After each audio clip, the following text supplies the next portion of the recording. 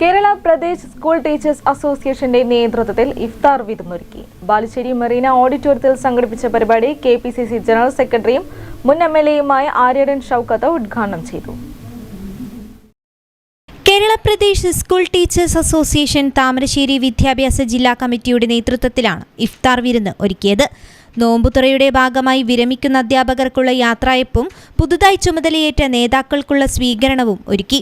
ബാലുശ്ശേരി മറീന ഓഡിറ്റോറിയത്തിൽ സംഘടിപ്പിച്ച പരിപാടി കെപിസിസി ജനറൽ സെക്രട്ടറിയും മുൻ എംഎൽഎയുമായ ആര്യാടൻ ഷൗക്കത്ത് ഉദ്ഘാടനം ചെയ്തു. ഇന്ത്യയിൽ ജനാധിപത്യം നിലനിൽക്കണോ എന്ന് തീരുമാനിക്കുന്ന നിർണായക തെരഞ്ഞെടുപ്പാണ് വരുന്ന ലോക്സഭാ തെരഞ്ഞെടുപ്പെന്ന് ആര്യാടൻ ഷൗക്കത്ത് പറഞ്ഞു. വരും തലമുറ നമ്മളോട് ചോദിക്കും, 2014 മുതൽ ഇന്ത്യയുടെ ജനാധിപത്യവും മതനിരപേക്ഷതയും സ്വാതന്ത്ര്യവും ഇന്ത്യയുടെ ഭരണഘടനയും അസ്ഥിരപ്പെടുത്തി ഈ രാജ്യത്തെ ഒരു മത രാജ്യമാക്കി മാറ്റിയപ്പോൾ ഇന്ത്യയുടെ പൊതുസമ്പത്ത് മുഴുവൻ അദാനിക്കും അംബാനിക്കും തീരെഴുതി കൊടുത്ത് ഇന്ത്യയുടെ പൊതുസമ്പത്ത് മുഴുവൻ ഇല്ലാതെയാക്കി ഈ രാജ്യം നടന്നു നീങ്ങിയപ്പോൾ നിങ്ങളുടെ യുഗത്തിൽ ജീവിച്ചവർ എന്തുകൊണ്ട് പ്രതികരിച്ചില്ല? നിങ്ങൾ എന്തുകൊണ്ട് ഈ പറയുന്ന പ്രതിഷേധം കടിച്ചമർത്തി? നിങ്ങളുടെ നാഡീവ്യൂഹങ്ങൾക്ക് എന്തു മന്ദത സംഭവിച്ചു? നിങ്ങൾക്ക് ചിന്താപരമായ വഞ്ചന നിങ്ങൾ അനുഭവിച്ചു.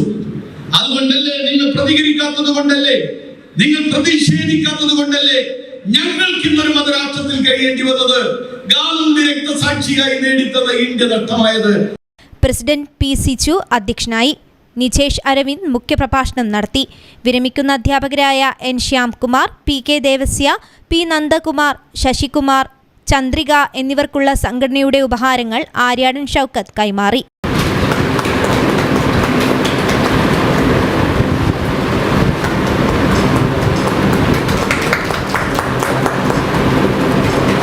താമരശ്ശേരി വിദ്യാഭ്യാസ ജില്ലയിൽ ഉൾപ്പെട്ട പുതിയ സംസ്ഥാന ജില്ലാ ഭാരവാഹികളെ അദ്ദേഹം ഷാളണിയിച്ച് സ്വീകരിച്ചു. Secretary O K. Shareef, Benny George, P M Sreejith, P Ramachandran, Shaju P Krishnan, T Binu, V K Suresh, M Krishnamani എന്നിവർ സംസാരിച്ചു.